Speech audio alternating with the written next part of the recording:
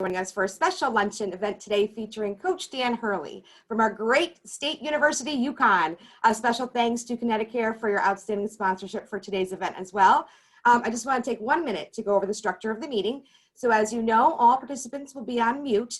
My colleague Jeff and I will be keeping track of the chat button below and the question and answer, which you guys, if you have any questions, you can do it there. For those of you who are calling on the phone, if you have a question, you can always email it to myself, Johanna@middlesexchamber.com. That's Johanna @middlesexchamber.com.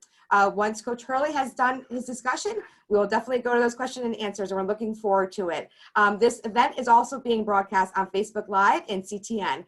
So again, many thanks for being here with us. We appreciate your attendance today. And without further ado, I want to send it over to our fearless leader, Chamber President Larry McHugh. Thank you very much, Johanna. You're very welcome. Okay, very good. Well, it gives me a great honor today to have Connecticut here again as a sponsorship and to really have Coach Hurley. I just want to thank Bert. She will not be introducing today. We have Eric. And I want to thank her for her great support. And of course, Kim Khan for her unbelievable dedication to our Women's Leadership Collaborative, which we run here at the Chamber. And she's been an unbelievable ally of Johanna's and all of us. She's on our board of directors also.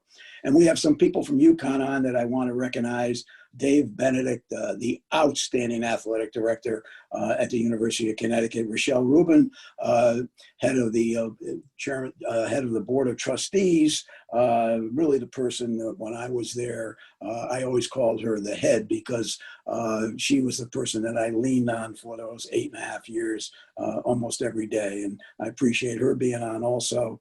Coleman Levy, a former head of the UConn Foundation, is on. Karen Gigalagati. Also, Karen has been an unbelievable supporter in the athletic department. And my good friend, a trustee, Andrea Dennis Levine, who has just done a phenomenal job of leadership on the board of trustees of UConn. Also, I would like to mention one other person that's on today, Jason Jakubowski from Food Share. Jason has done a phenomenal job this year. As you know, you see a lot of television coverage of everything they've been doing up at Rensselaer, but during these tough times, and I know Eric has been very active in this group, so I appreciate Eric's tremendous volunteerism, but also Jason for his unbelievable support of our chamber and also for what he's doing for all of us. And now it gives me a great honor to introduce our chairman, Tom Byrne.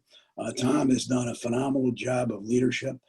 Took over the chamber chairmanship in June. He's been on phone calls with me on numerous occasions. As you know, going through the COVID situation, every day is a different day, a different challenge. And Tom, is, with his leadership, has really done a great job. So, Tom, thank you very much, and I'll turn it over to you. Thanks, Coach. Good afternoon, everyone, and welcome to another fabulous Middlesex County Chamber of Commerce Zoom meeting. I think back to watching the Brady Bunch in Hollywood Squares when I was a much younger man, and who knew then that they were preparing us for these Zoom meetings. But big chamber welcome goes out to Eric Galvin again, president of Connecticut. Eric and his company have been great supporters of our chamber for many years, and we're grateful to have you as our sponsor today. Thanks, Eric.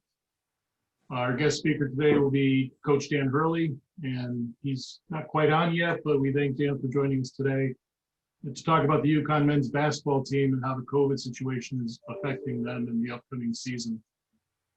We also would like to welcome a new chamber member today, Kelsey Silver from Jersey Mike Subs. The new location will be opening soon at 808 Washington Street in Middletown.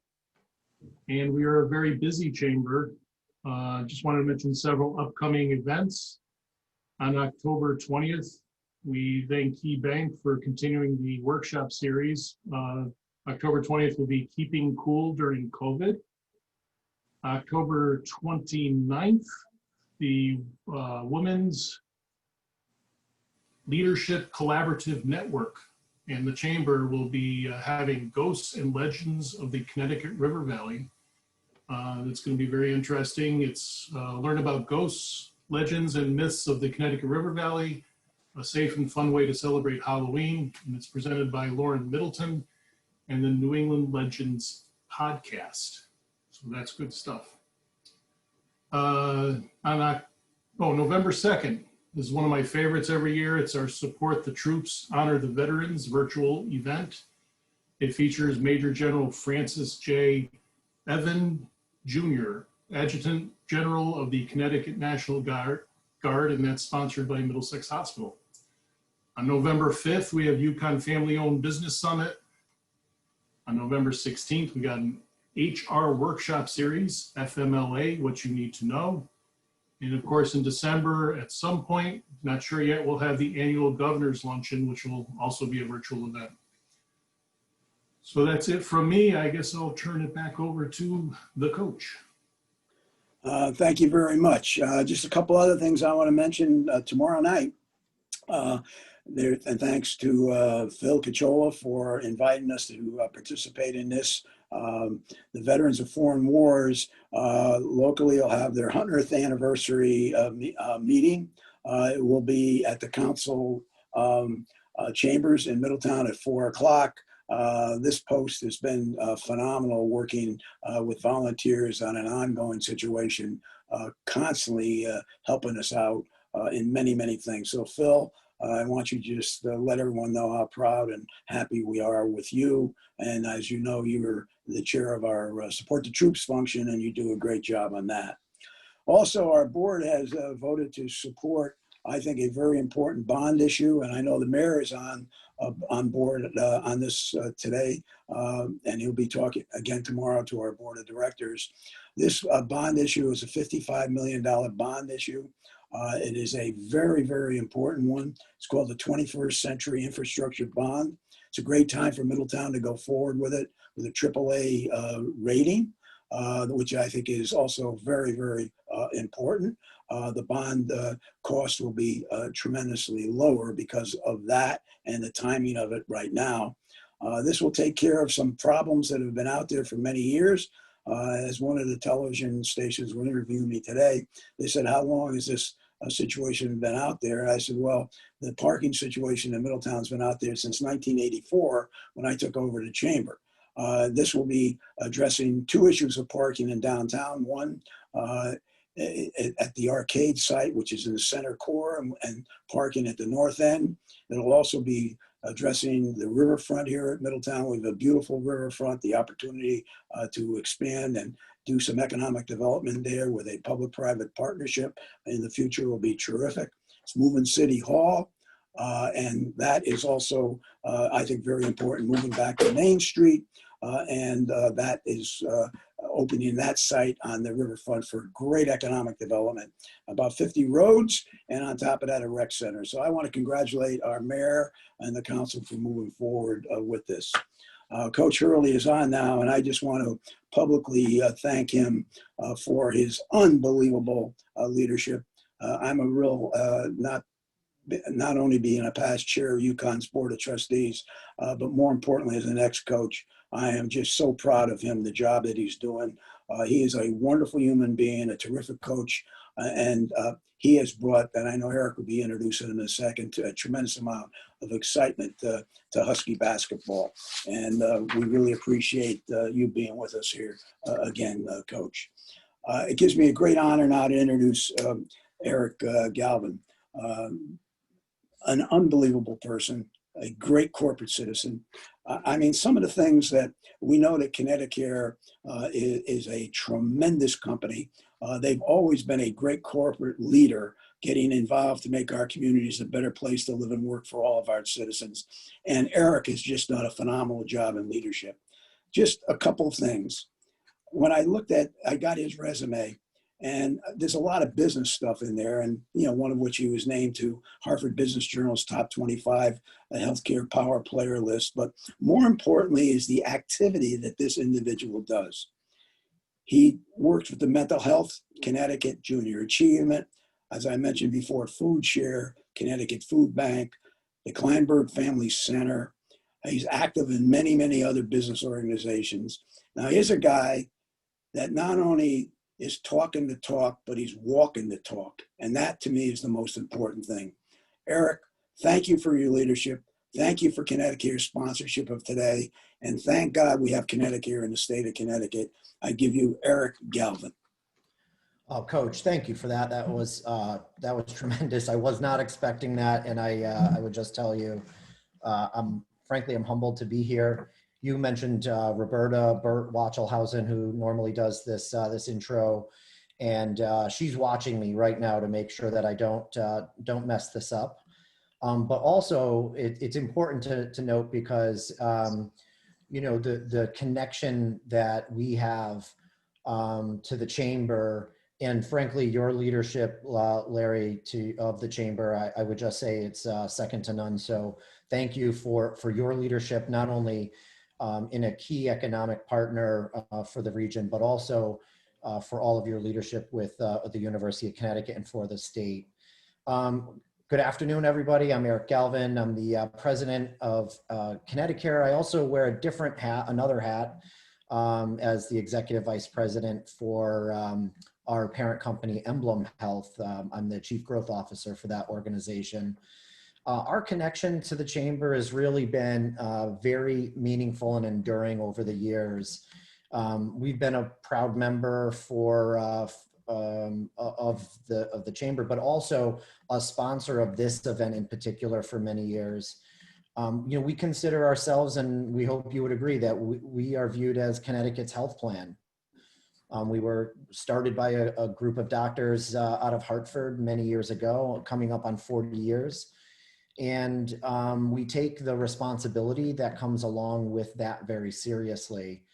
If you've attended this event in the past, as I've mentioned, Bert Wachelhausen, members of our executive team have spoken, and they have all tended to be UConn grads.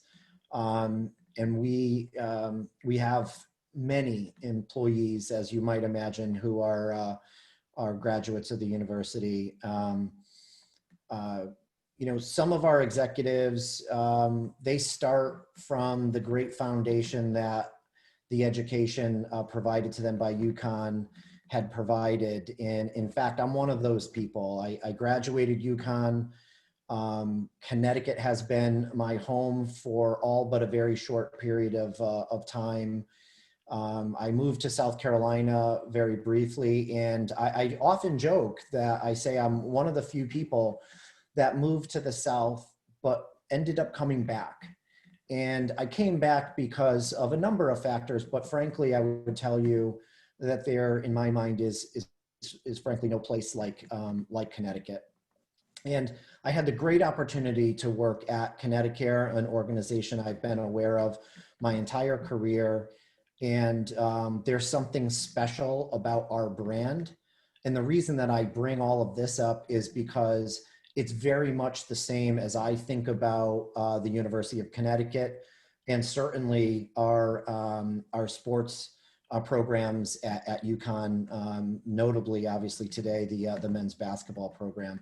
But I'd also note that very much like Connecticut, the UConn men's basketball program right now is a bit of an underdog. And I love an underdog. I love working at a company that is the underdog, is a bit scrappy, and we actually get a lot more done, and we have an esprit de corps that I would say that, as you would talk to our employees, they feel and they live every day. So if I could give a little bit of a background about Coach Hurley, because he's created a brand for himself. And many of you know that Dan is part of a well-known basketball family.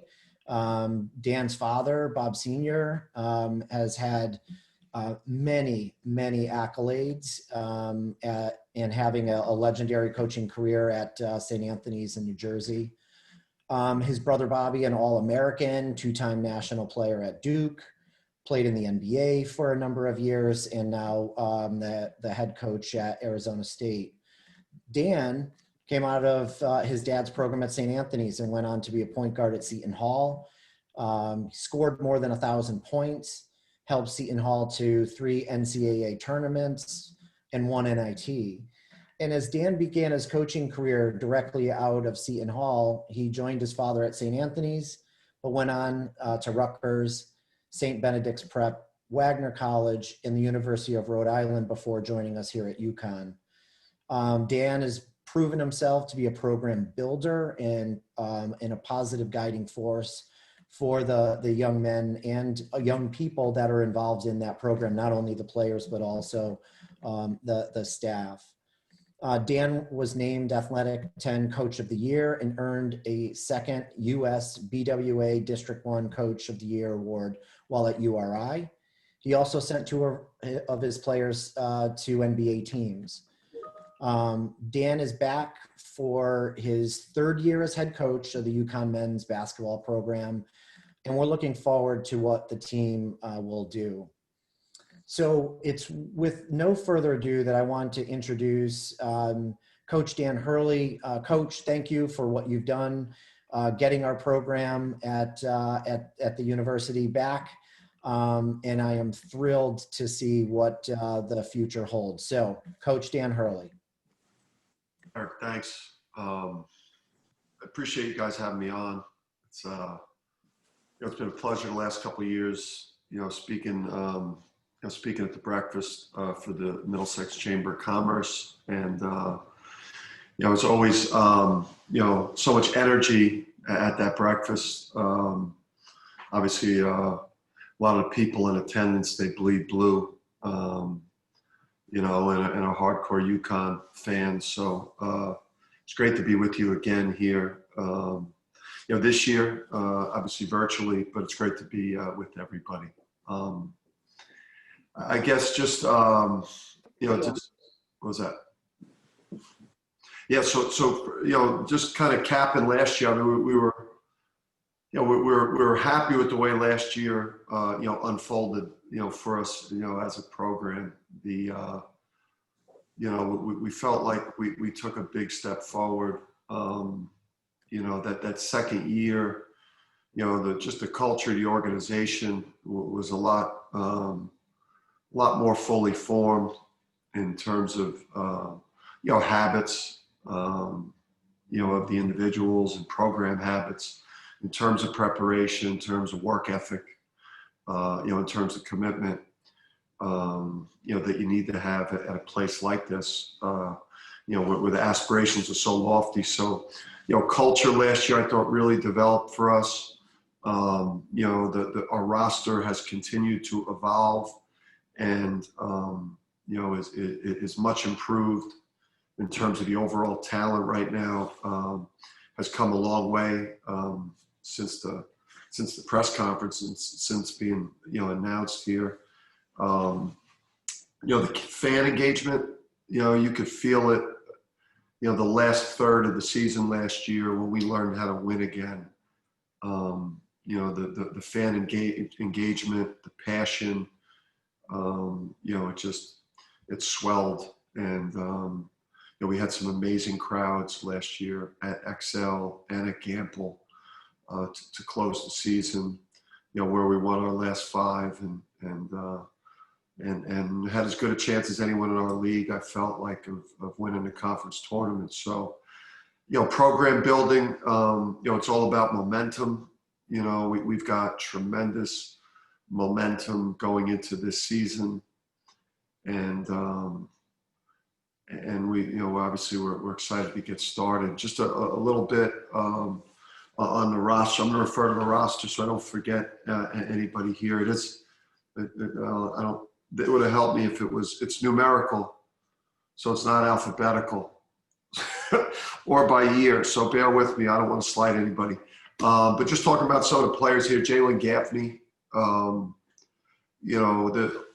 winning and our improved offensive play last year, it coincided with him, maturing and developing and being inserted into the lineup. He just had such a positive impact as a point guard on our team in terms of like his poise, his IQ, his efficiency with the ball, in terms of, just being easy to play with, getting that ball moved so much better when Jalen was on the court for us. And he's a critical player. I don't think people really understand how talented he is athletically, how much upside he has. And he's done, common theme on the call be like the work these guys have put in the weight room this summer with Coach Mike, the strength coach. Last year he played around 170. He's up to about 188 pounds and has gotten more explosive athletically. So he's a real X factor for us. If he could take like big sophomore step forward, that'll really elevate what we can do next year. RJ Cole, he sat out as a transfer last year. He's from Howard University, where he was a very high level scorer and also an outstanding playmaker. He's obviously sat out this past year. He's really worked on his physicality and his strength and his conditioning. And, he's a really, really, beautiful offensive point guard. And, along the same lines as Jalen, he's just a guy that's really easy to play with if you're one of the four other guys out on the court with him, because he doesn't over dribble. He's got tremendous vision, and he gets the ball to people on target and on time. And, those two guys will compete. That's a heck of a point guard competition right there. To see who's going to start the opener.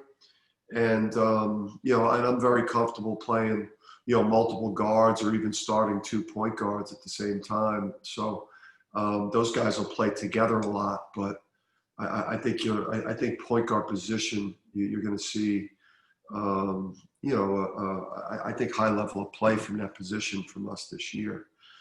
Book Night. Book Knight's just, Book Knight's a stud. Book Knight is,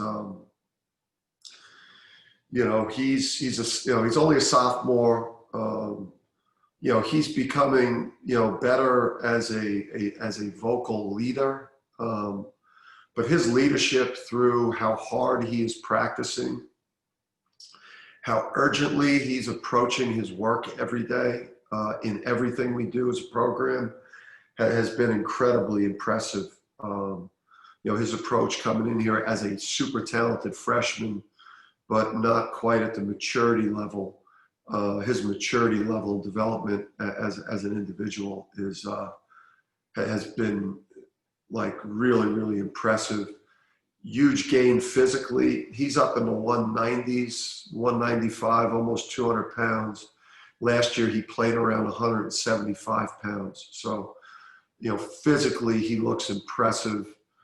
A little bit more explosive than he was last year. And, he's got a chance, I think, this year, if everything breaks right for us and things go along to plan, he could be as good as any guard in the country this year. This guy is, he's got so much game and so much skill and so much competitiveness and passion, and it's like he sees it. He sees where this thing could go for him right now, and he is tracking on it big time. So, he's got some of that alpha male in him, and he could have a special year. Tyrese Martin, transfer from Rhode Island, Allentown, PA kid. Gives us he brings a lot of positional versatility.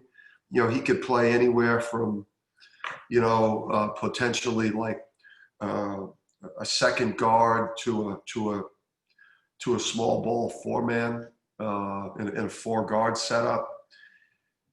Super athlete, really, really physically strong at around 220.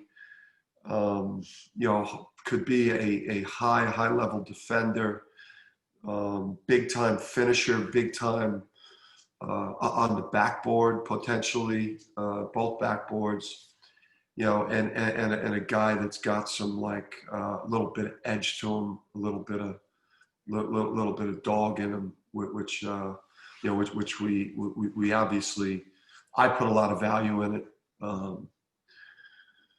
Being a Jersey guy and coaching a Northeastern style of basketball. So, Tyrese getting his waiver was big for us because he just brings a ton of versatility, and he's got a very high ceiling in terms of what he can be for us over his 2 years. Isaiah Whaley, people say to me like, who, because we've got a deep team. I think the strength of the team is going to be like we could go 10, potentially 11 deep when we're fully healthy. And, that's the way I like it because I want to play a pressure system at both ends of the court. And we've lacked the depth the last 2 years to really implement the way I want to play. We can do that this year. So so the strength of the team, I think, is going to be players like 3 through 10 or 11 is the depth.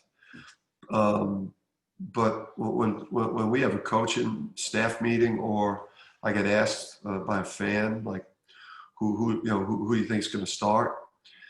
I 2 people like just come to my mind. I think everything else is kind of a little bit up in the air and competitive, and it's Bouknight and Whaley. Isaiah really established himself the last third of the season. As a key piece, whether that's playing big at the 4 or, a lot of his better minutes last year were, when we played smaller and he played at the 5. But he was outstanding last year defensively. He's as good a ball screen defender as you'll see at the college level. He's great on both backboards. Tremendous defensive instincts as a shot blocker, and an underrated passer, ball handler in dribble handoffs, and in, the elbow areas at the nail, so he's underrated in terms of his skill, and, he looks really good. He had a great offseason. So big year for Isaiah to kind of ride that momentum of last year. Brendan Adams, Brendan was a key piece. Brendan, once he gets healthy here and he could get back on the court with us, he's a guy that's going to have a chance as a junior who's been with the program going into his 3rd year, to compete, to start, or at the worst, he's shown us that off the bench, he's a guy that could give us starters minutes. And play a key role on a good team. Tough physically, understands our philosophy at both ends of the court. He comes from a great basketball family, so he's got great pedigree. So like, he really just understands how to function in a high level sports organization because of his, because both his parents are basketball people. His brother, a great college player who's now playing in the NBA, and he's got that great pedigree. So once Brendan gets healthy, he's a better shooter than he's displayed here on game night. If he could get that 3-point shooting into the low 40s, and that's a big jump from what he's put on the court on game night. But if he could ever get into like that 40% from 3 range, his value will go through the roof with us. Because he's a veteran guard, and you win a lot of games in college with veteran guards. Tyler, a cook. A cook's up to about 1 hour and 15 minutes a day. Obviously, that Achilles injury at that Memphis game last year was, one of the most emotionally charged. I don't know if that was a Sunday afternoon. I mean, that was like one of the most emotionally draining and charged 2 hours I've ever been a part of. It was literally, first minute of the game, Achilles tear. And then obviously watching his recovery has been inspiring, and the medical staff at UConn has been amazing, with Dr. Dina and James, our trainer. Their commitment to a cook and his recovery has been spectacular. So he's up to an hour, and he's worked his tail off. He's up to an hour and 15 minutes. Now he's still doing just work with the coaches, but we're simulating offense and defense with 10. He's one of 10 individuals that are now down on the court when he works out. He's the only player. So if I'm not moving great on the call and I look a little stiff, I'm having to simulate like offense and defense right now at 47 years old with a cook, just to try to get him ready, for when in December when he's going live with the team late November. But he looks great. He's moving. He's doing all the movements, defensive slides, back pedals, sprinting, running, shuttling. And he got in trouble yesterday for trying a 360 dunk that I think he wanted to post on Instagram. So he got a little slap on the wrist for that one. Tyler Polly. Tyler looks great. Tyler, he's gone live now at the end of last week into this week. It was his first live action since he was injured last January. But he's a critical guy for us as a stretch four man, where we really like him, especially recovering from the knee injury. I think it's the best position for him to focus on this year as that stretch four. And then he'll also, play he'll play bigger when we play bigger, and he's a third guard. He'll obviously play there as well. Physically, much stronger than he was. He's gained a lot. I mean, all these guys have, but he's gained a lot physically from our strength coach, from the strength program, and he's just got to knock the rust off. But his shooting is, a guy that shoots the ball like that at 6'8", that could guard 1 through 4.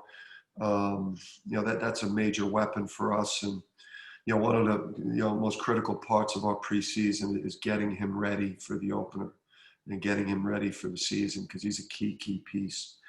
Richie Springs, I think Richie's really coming along, as a player.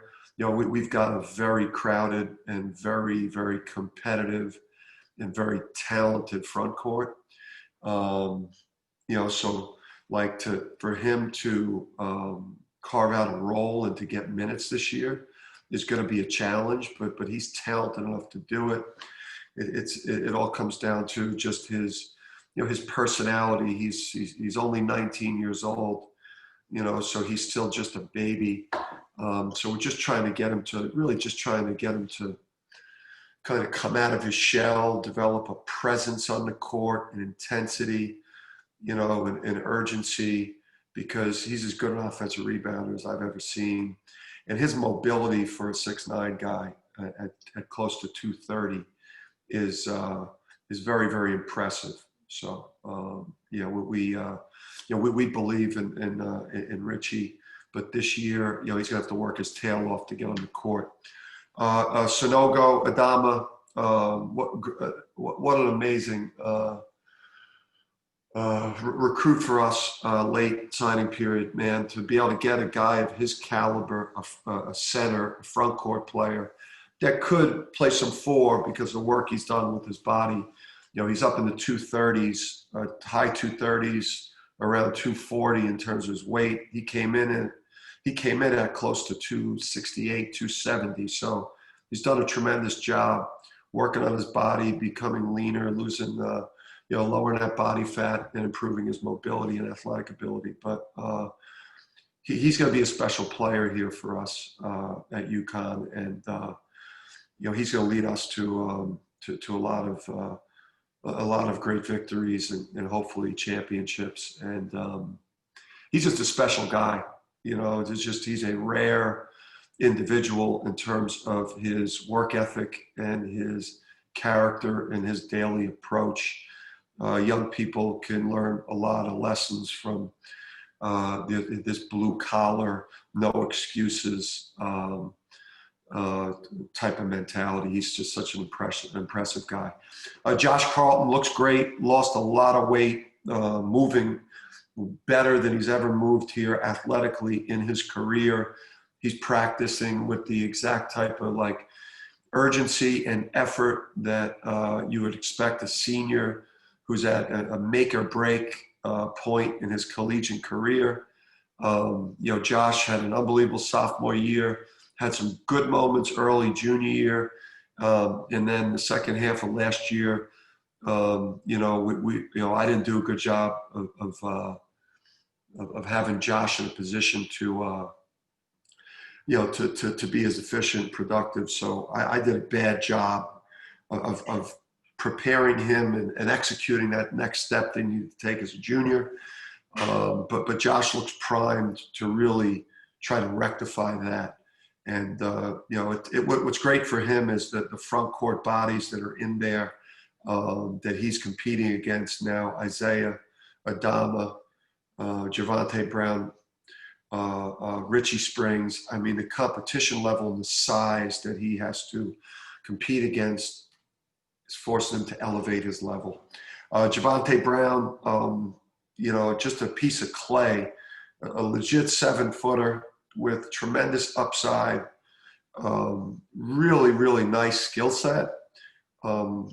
Just got to figure out how to maneuver his body. He's an 18-year-old, 7 foot, almost 7'1", 265-pound puppy who is going to be special. Just right now, he's just trying to, kind of sort things out physically, and then just kind of, figure out, the intensity level of practice and everything that a freshman's got to do that way. But big time potential and, very, very high ceiling. And unlike a lot of big guys, he loves to play and he plays with a competitiveness. He doesn't play basketball because he's tall, which some tall guys, they only play basketball because somebody makes them play because they're tall. He plays basketball because he loves to play, and it shows up on the practice floor. Andre Jackson, he's got a chance to be special. He's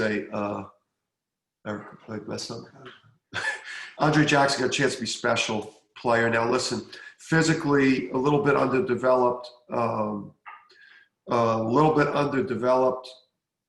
when he came in around 185. He's up to around 210 right now in terms of his weight. And he looks like a junior in terms of his physical stature. So, obviously, if you've seen any of his clips, he's a freak athlete in every way. Tremendous passer. He's going to really, I think, help us on both backboards. And he could guard 1 through 4.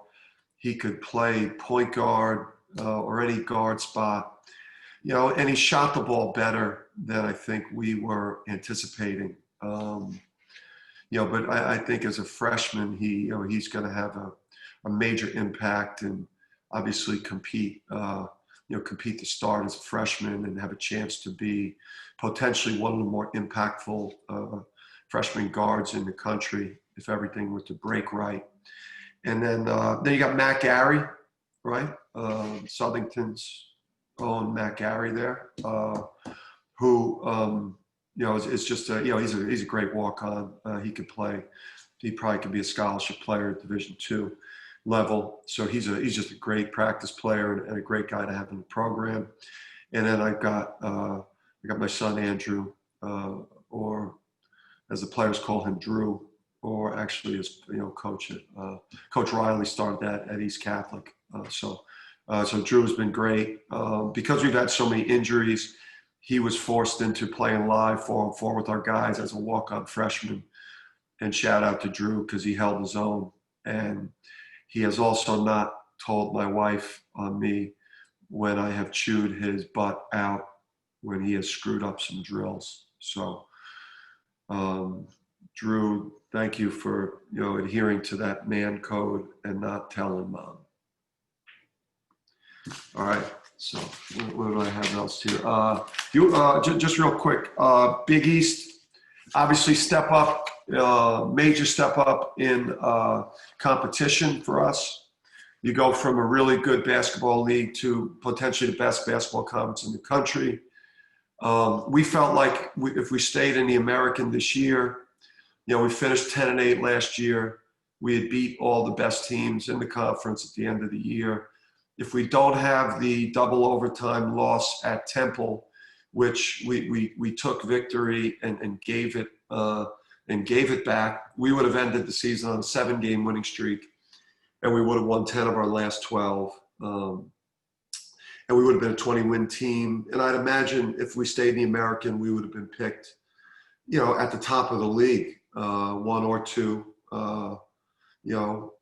in that conference. So obviously we'll see what that translates to in the Big East, where again, now it's, bigger level of competition, but we do feel like from a roster standpoint and from a momentum standpoint, that the timing of the move is great for us. And then, we've done the best that we can in terms of the COVID.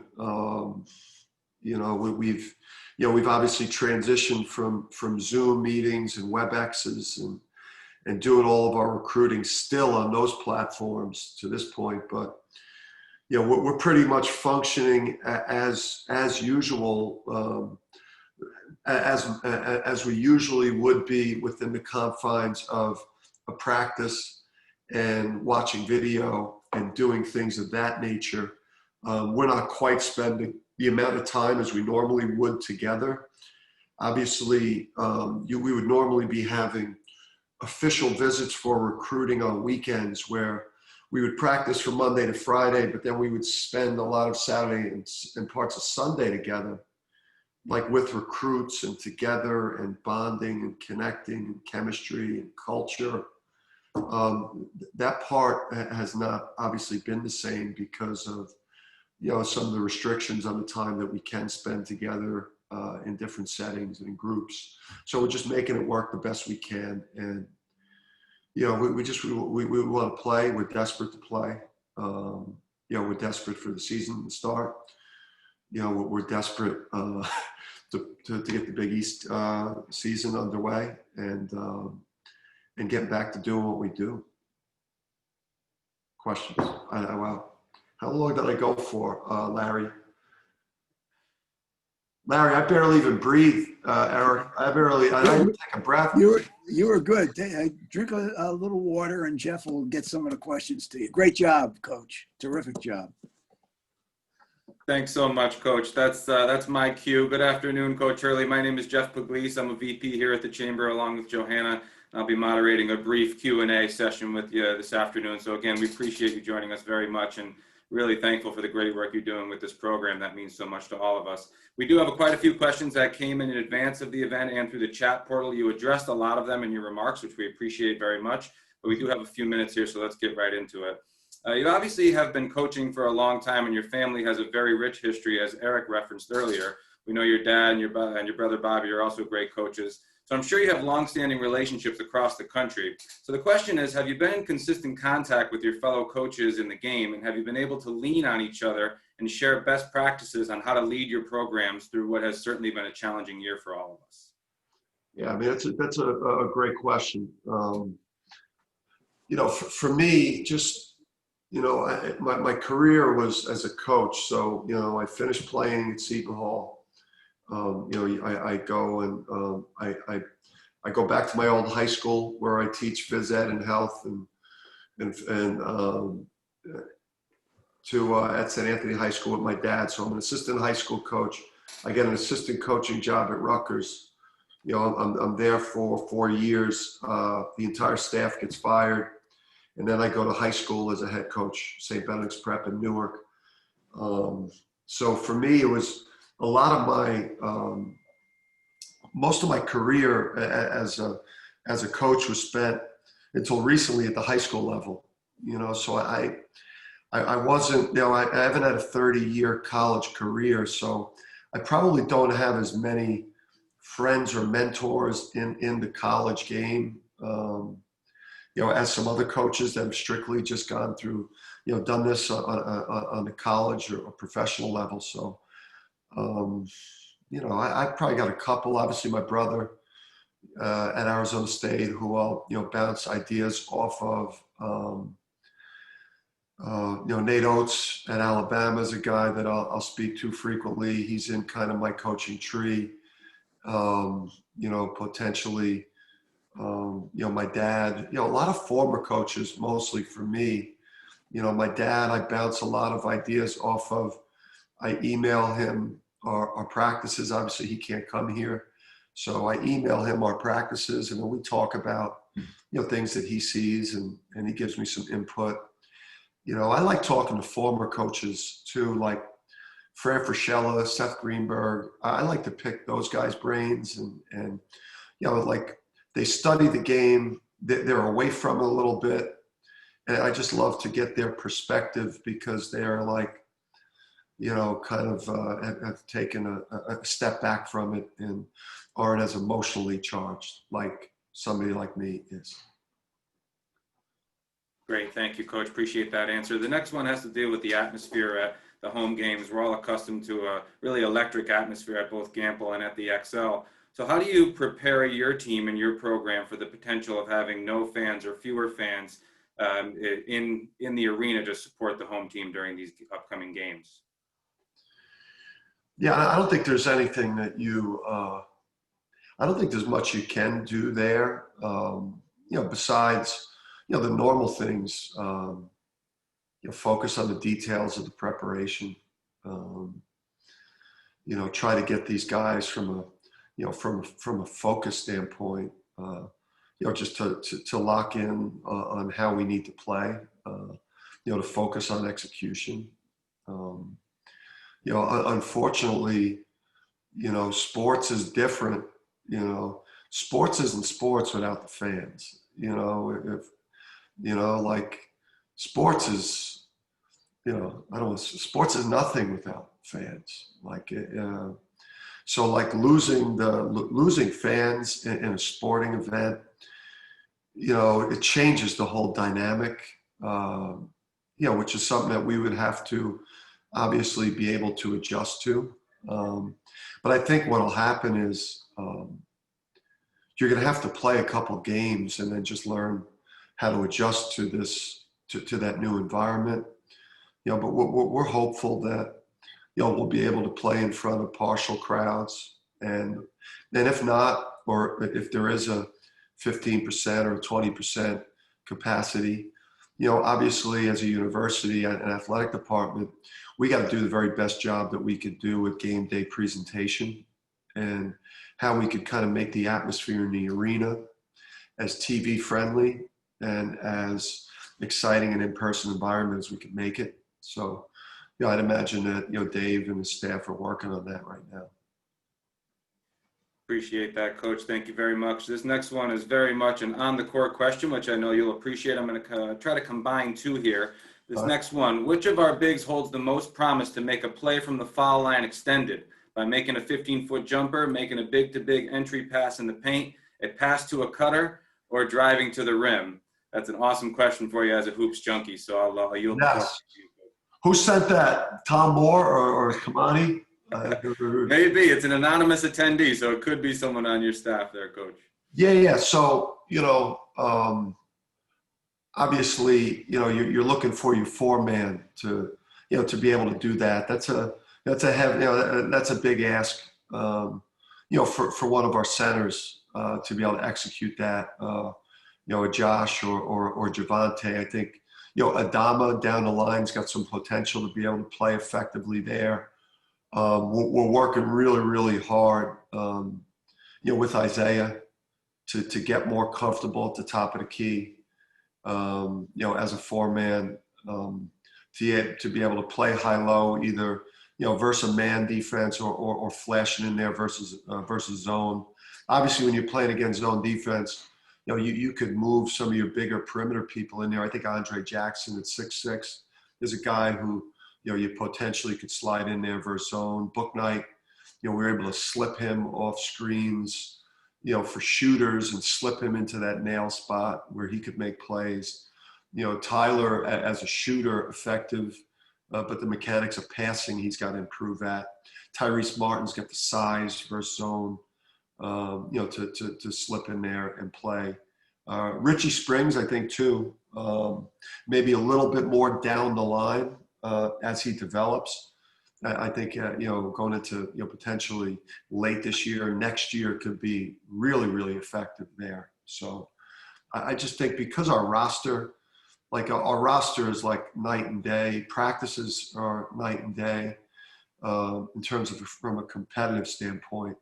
Like we'll have a lot more answers to a lot more questions that we haven't had answers to the last couple of years. Great, thank you very much, Coach. This next one, a couple of folks sent in. Who do you believe on the team has the biggest potential to surprise people the most this season? High ceiling guys. Yeah, I'm trying to think of who had a good practice yesterday here. No, I always go with Gaffney, because his numbers last year were, if you look at them just strictly from a statistical standpoint, they're going to underwhelm you. His win-loss record and his impact on our play, along with Isaiah, were impressive. But I would say Gaffney. People don't know how athletic he is. The physical change, it's just, when the lights come on, can he turn it up? Can he, will he go for it?